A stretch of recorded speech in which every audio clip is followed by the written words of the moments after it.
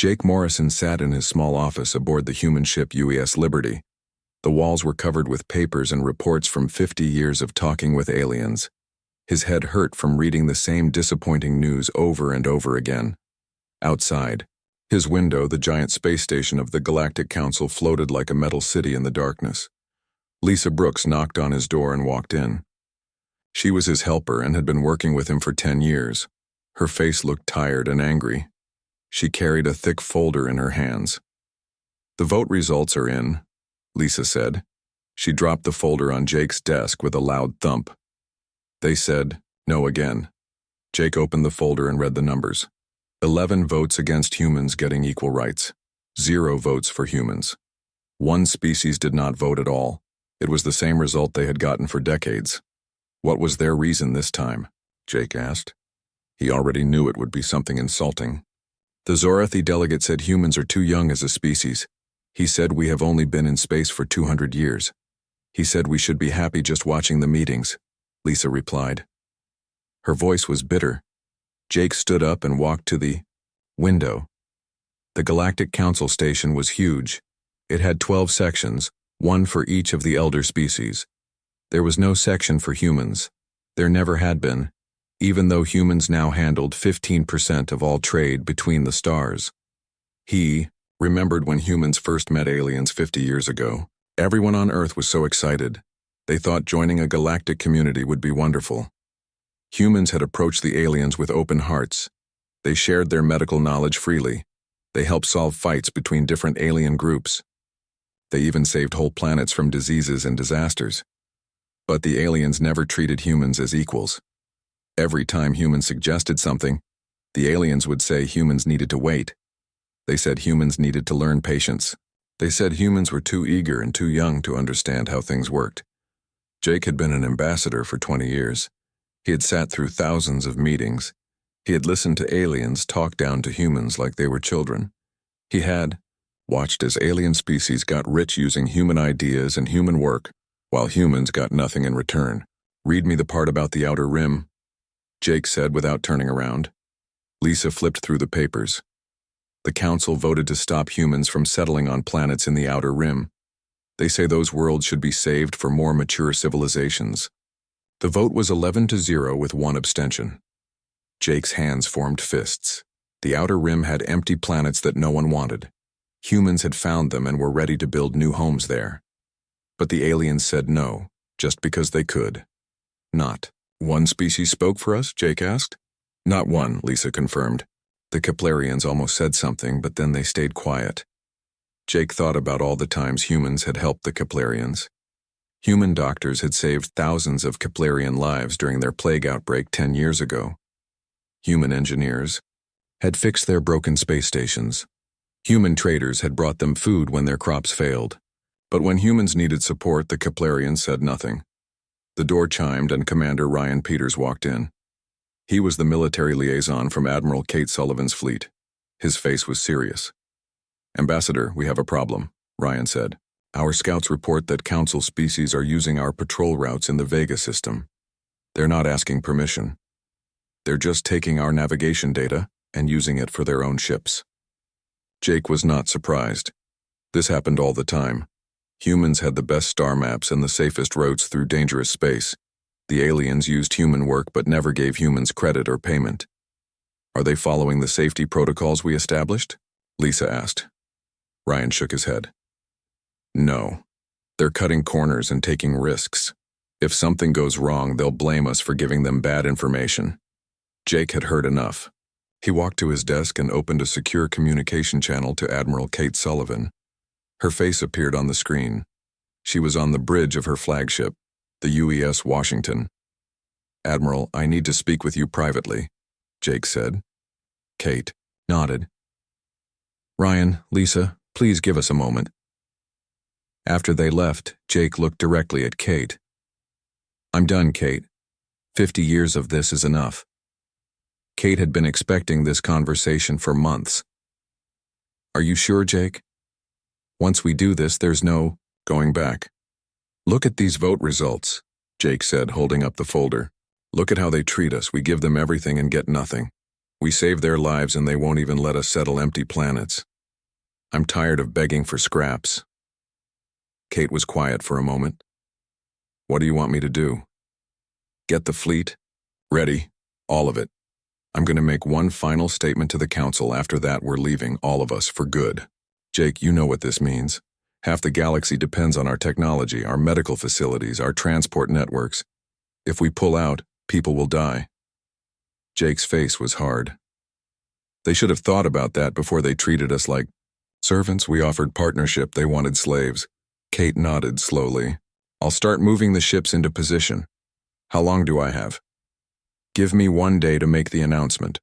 After that, we implement full withdrawal protocol. The communication ended. Jake sat back in his chair and stared at the Galactic Council station. Tomorrow he would walk into that chamber one last time. He would tell the aliens exactly what he thought of their arrogance and their ingratitude. Then humanity would show them what life was like without human help. Lisa and Ryan came back into the room. They could see something had changed in Jake's expression. Sir? Lisa asked carefully. Pack everything, Jake said. We're going home, and we're taking every other human in council space with us. For the first time in months, Jake Morrison smiled. Admiral Kate Sullivan stood on the bridge of the UES Washington as her crew prepared for what would be the most important day in human history. Through the large windows, she could see dozens of human ships moving into position around the Vega system. Every human vessel in council space had received the same coded message. Operation Exodus was about to begin. Commander Ryan Peters walked up to Kate with a data pad in his hand. Admiral, we've detected movement from council fleets. The Altarians have 6 warships positioned near the jump gate. The Thrakari have 4 ships on patrol routes we mapped for them last month. Kate looked at the tactical display. The alien ships were using human navigation charts without permission, just like they always did. They took human work and acted like it belonged to them. Are they following our safety guidelines for those routes? Kate asked. No, ma'am. They're taking shortcuts through the asteroid field.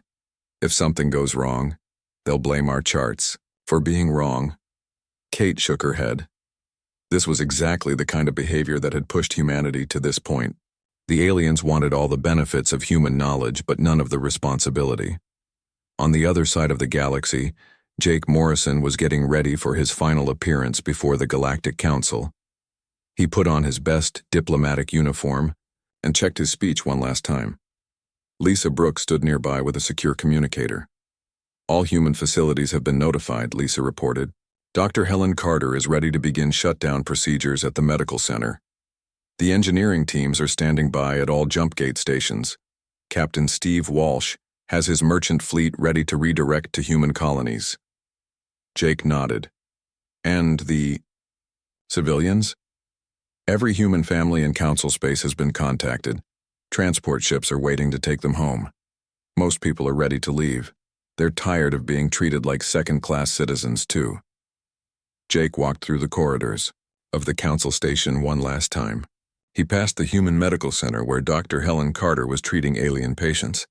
The center was the most advanced trauma facility in this part of the galaxy. Aliens came from hundreds of light years away to get treatment that only human doctors could provide. Dr. Carter looked up as Jake passed by. Ambassador, are we really doing this? We are, Helen. How many patients do you have? 47 critical cases from 6 different species.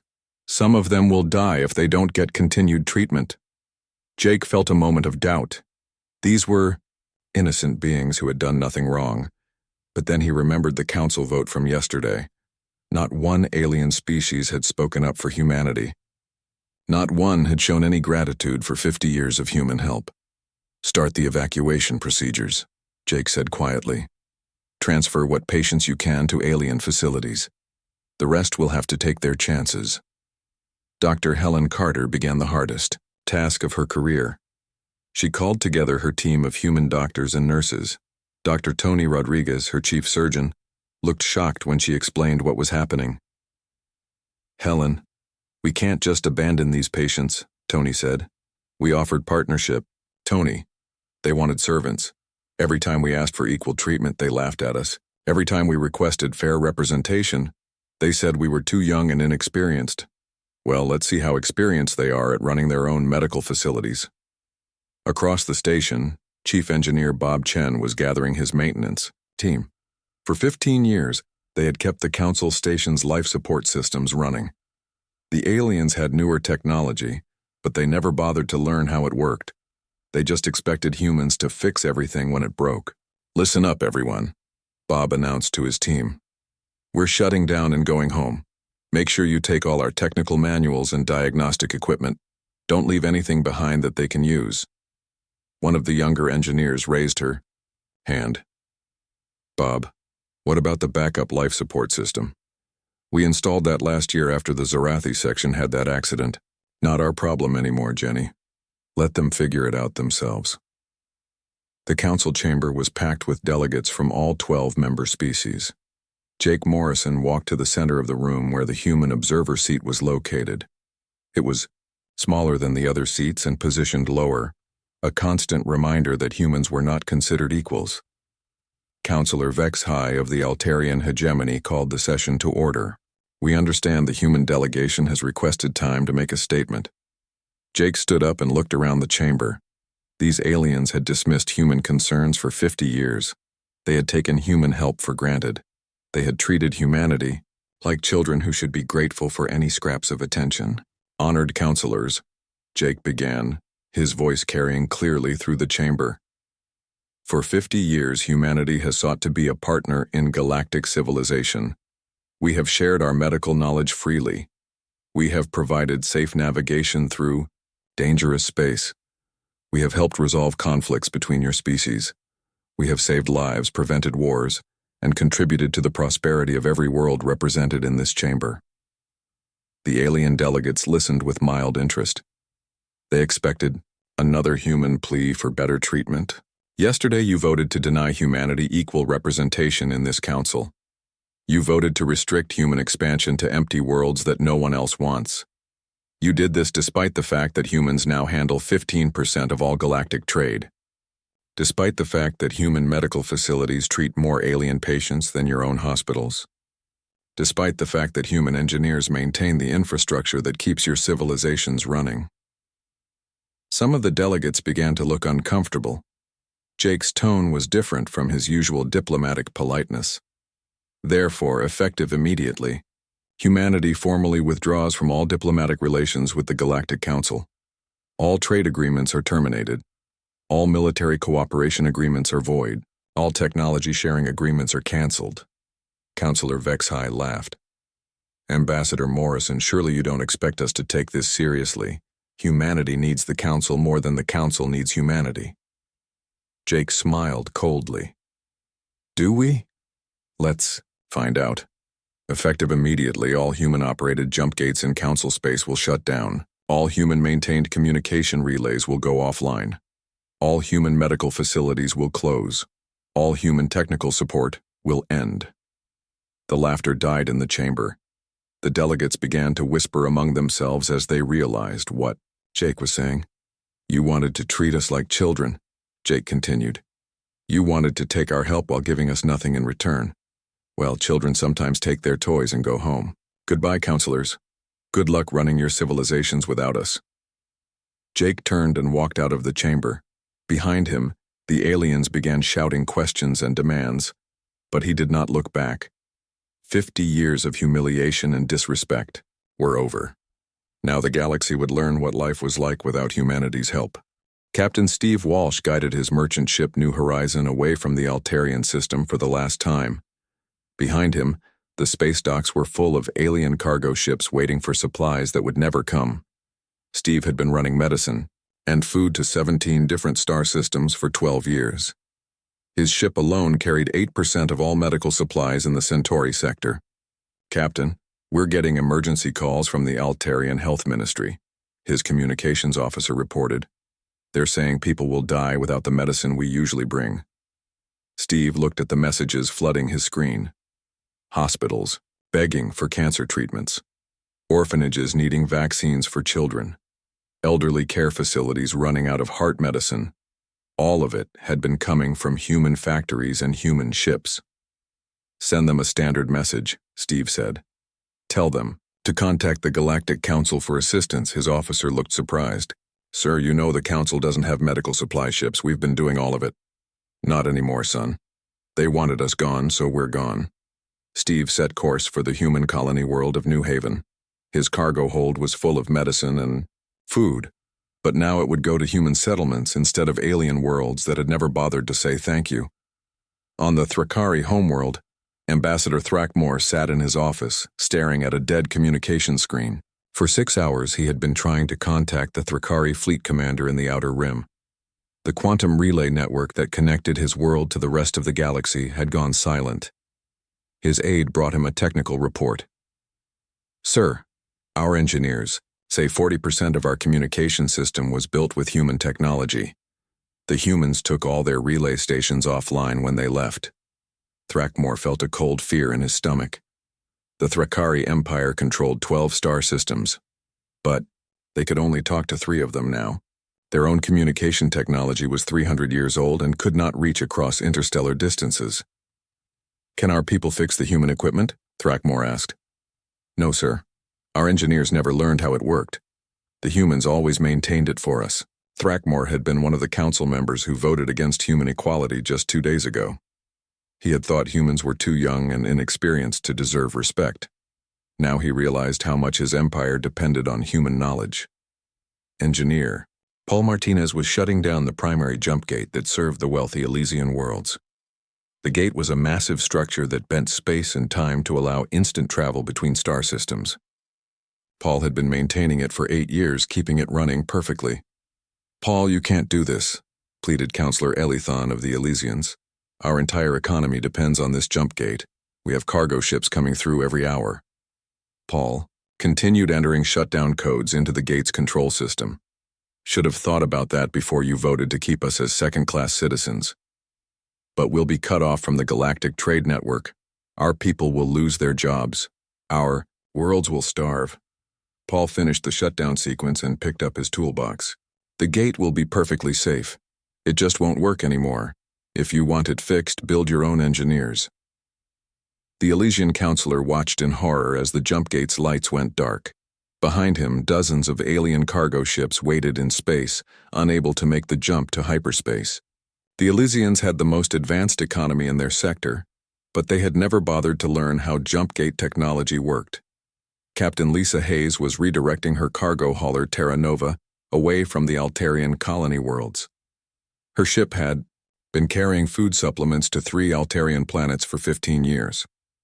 The planets had suffered ecological disasters decades ago and could not grow enough food for their populations. Captain, Altarian Central Command is offering to pay triple our usual rate if we complete this delivery, her first officer reported. Lisa looked at her cargo manifest. Protein supplements for 2 million Altarians, vitamin compounds for children and pregnant mothers, food concentrates for elderly care facilities. Without these supplies, people would start getting sick within weeks. Send them a message, Lisa said. Tell them the Galactic Council voted that humans should focus on more mature civilizations. Suggest they ask the Council for help. Her first officer looked uncomfortable. Ma'am, these are innocent people. They didn't vote to keep us out of the Council. Lisa felt the weight of her decision. But she remembered how the Altarian delegate had laughed when Jake Morrison asked for equal treatment. She remembered how Altarian corporations had made billions using human shipping routes while paying humans minimum wages. Change course to Colony World 7, she ordered. Our own people need this food too. On the Galactic Council station, chaos was spreading through every level. The station's life support systems were failing one by one. Chief Engineer Bob Chen and his team had taken all their diagnostic equipment when they left. The alien engineers who remained could not understand the human technology that kept the station running. Counselor Zeph Tai of the Keplerians found himself trapped in his quarters when the door controls stopped working. The environmental systems in the Zarathi section had shut down completely, forcing the Zarathi delegates to evacuate to emergency shelters.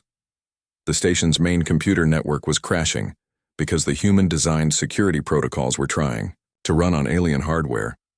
Emergency teams rushed through the corridors trying to fix critical failures, But they had no idea how the human technology worked. For 50 years, they had simply assumed that humans would always be there to maintain everything.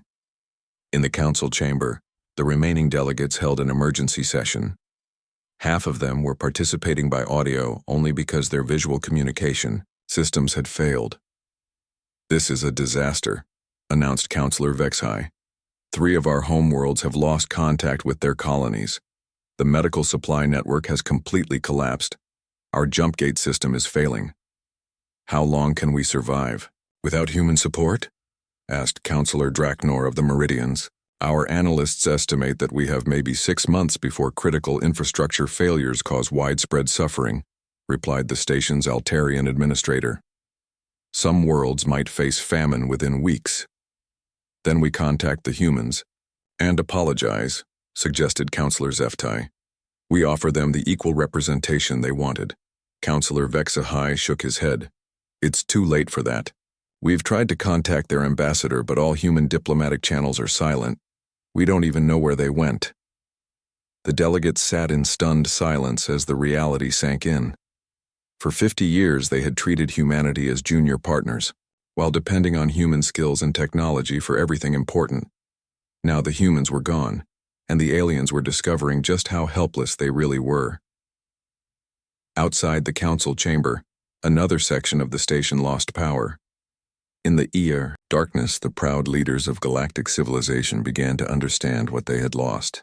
6 months had passed since the humans disappeared from galactic civilization. Councillor Zeftai of the Keplerians stood in what used to be the human section of the Galactic Council station. The lights were dim because the power systems kept failing. Half the station was now abandoned because life support could not be maintained. "Any word from the search teams?" Zeftai asked his aide. "Nothing, sir. We've checked every known human colony and outpost. They're all empty. The humans took everything when they left. Even their garbage dumps are clean." Zeftai walked to a broken window that looked out into space. 3 of the 12 council member species had already withdrawn from the organization. The Altarian hegemony was facing famine on 5 worlds. The Thrakari Empire had lost contact with half their territory. The wealthy Elysian worlds were no longer wealthy at all. What about their hidden bases?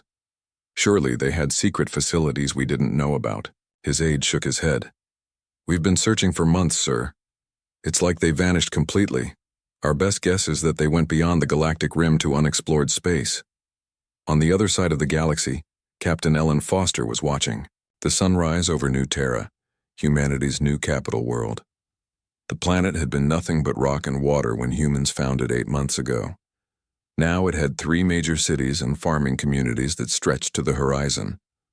Ellen commanded the exploration vessel Endeavour, which had been secretly mapping territories beyond the galactic rim for years. When Jake Morrison gave the order to withdraw, Ellen had led the entire human deep space fleet to these hidden worlds. "Status report, Commander Davis," Ellen said to her first officer. "Colony ships from the Centauri evacuation arrived yesterday. That brings our total population to 12 million across 15 worlds. The terraforming teams say we'll have breathable atmosphere on New Avalon within 6 months." Ellen smiled. The aliens thought humans were too young and inexperienced for galactic civilization, but humans had been preparing for this possibility for decades. While the aliens argued in council meetings, humans had been exploring new territories and developing advanced terraforming technology. "Any sign of alien search parties?" "Our scout ships report increased activity near the old border zones. The Keplerians have been sending exploration fleets in every direction. They're getting desperate." Ellen understood why. Dr. Nancy Kim's weekly reports from New Terra's medical center painted a grim picture of what was happening in council space. Disease outbreaks were spreading unchecked. The early warning systems that Dr. Kim had designed were failing without human technicians to maintain them. On the former council world of Meridia Prime, the Meridian Alliance was falling apart.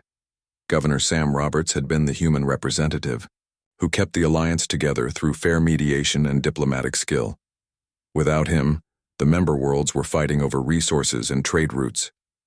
2 Meridian fleets faced each other in the Proxima system, both claiming the same mining rights.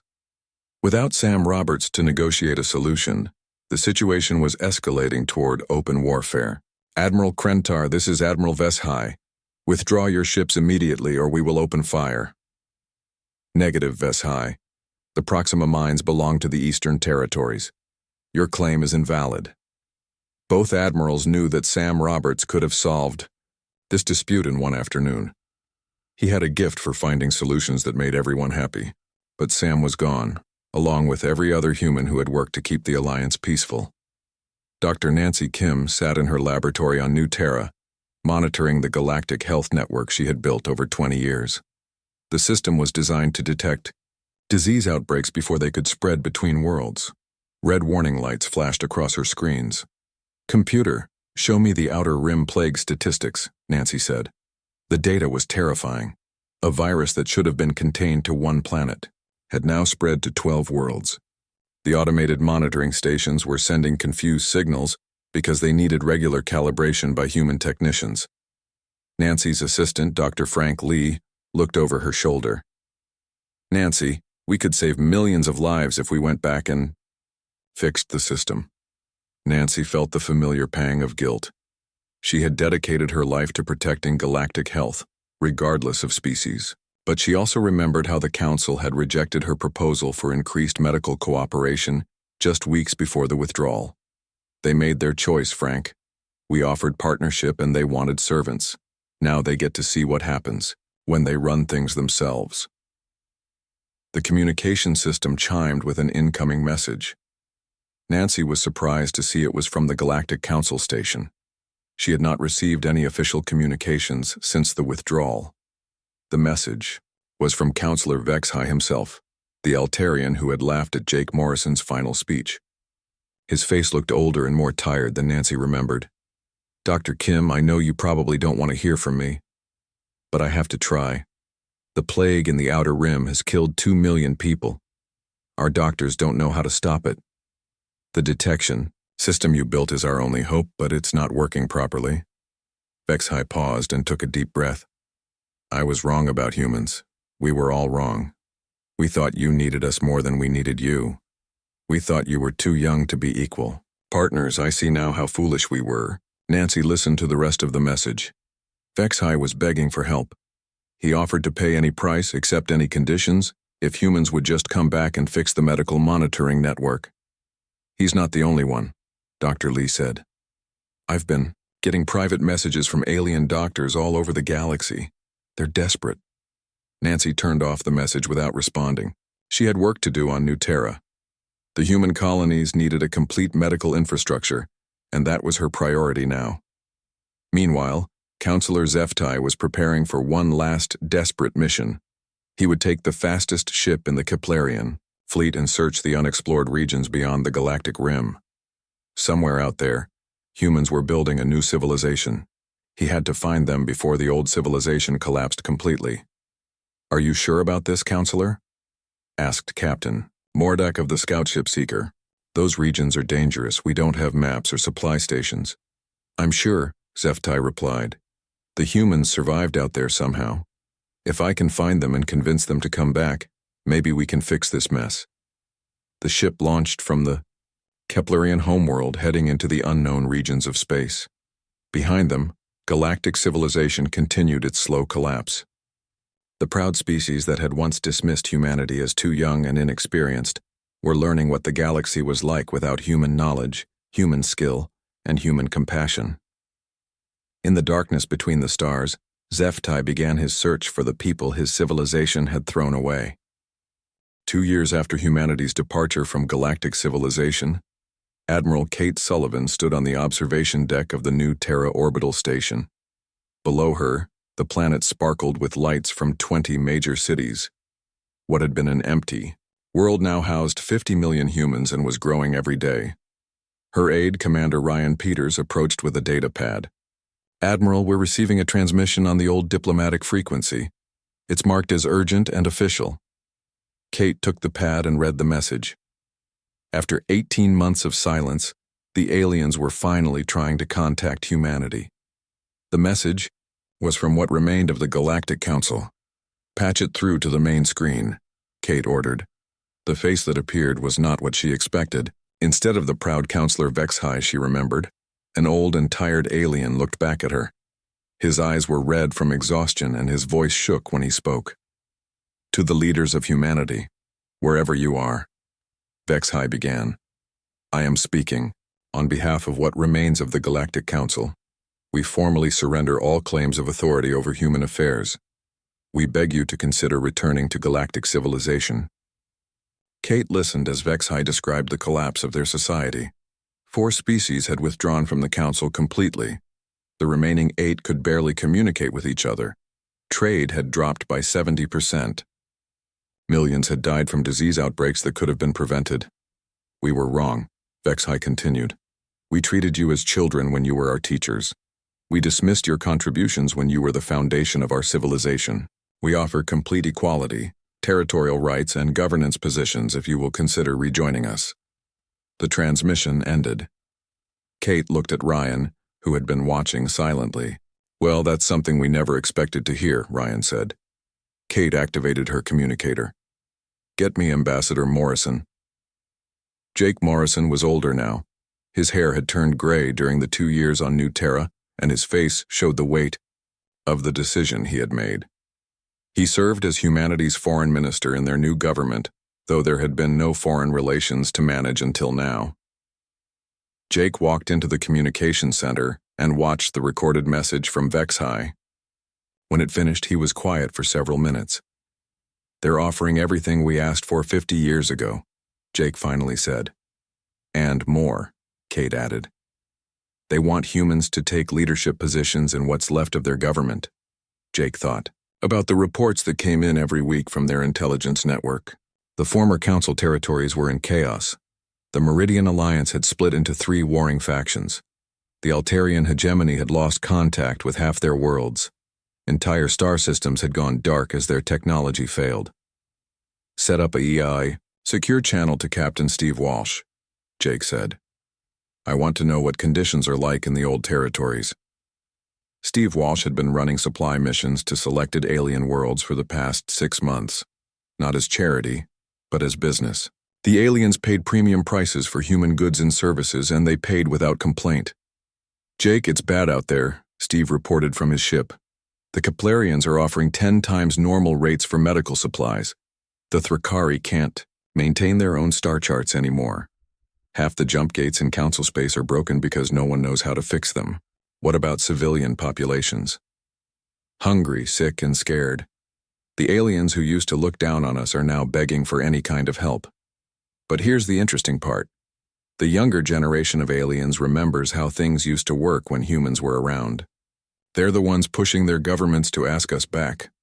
Jake ended the call and looked out at New Terra's capital city. Humanity had built something remarkable here. Advanced cities, clean technology, and a government based on cooperation, rather than hierarchy. They had proven that humans did not need the aliens to thrive. Dr. Nancy Kim joined the meeting via video link from the Medical Research Center. Jake, I've been monitoring the galactic health situation. It's getting worse every month. The plague in the Outer Rim has spread to 40 worlds now. Their medical system has basically collapsed. Can we help them? Jake asked. We can fix everything in about 6 months if we go back.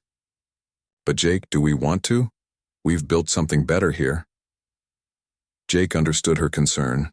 New Terra and the other human worlds represented a fresh start. No alien prejudice, no condescending treatment, no being told they were too young for important decisions. But millions of innocent beings were suffering in the old territories. Children were dying from diseases that human medicine could easily cure. Entire planets faced starvation because their supply networks had failed. I have a proposal, Jake said. We don't go back to the old system, we create a new one. He outlined his plan. Humanity would return to galactic civilization, but as the dominant partner. The new government would be based on the human model of equality and merit. Any species that wanted to join would have to prove they could govern responsibly and treat others with respect. A probationary period, Kate said, understanding immediately. They have to earn the right to be our partners. Exactly.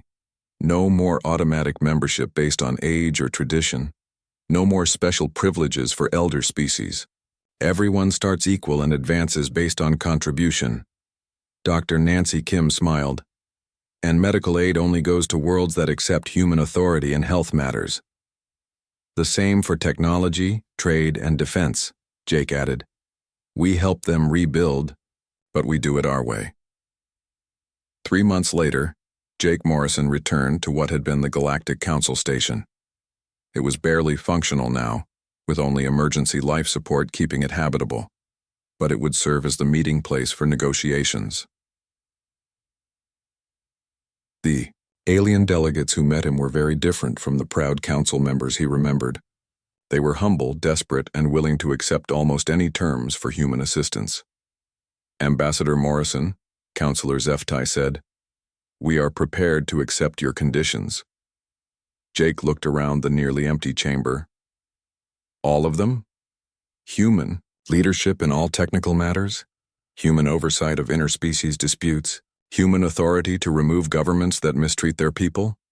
Yes, Zeftai replied without hesitation. Anything you require. Jake had waited 50 years to hear those words. Now they felt strange, almost hollow. The aliens were not accepting human equality. They were accepting human superiority. It was what they deserved after decades of arrogance, but Jake took no pleasure in their humiliation. Very well, Jake said. Humanity will return to galactic civilization. But this time we do things the human way. The age of human deference was over. The galaxy would rebuild according to human principles of fairness, cooperation, and respect. And this time, no one would forget who really kept civilization running.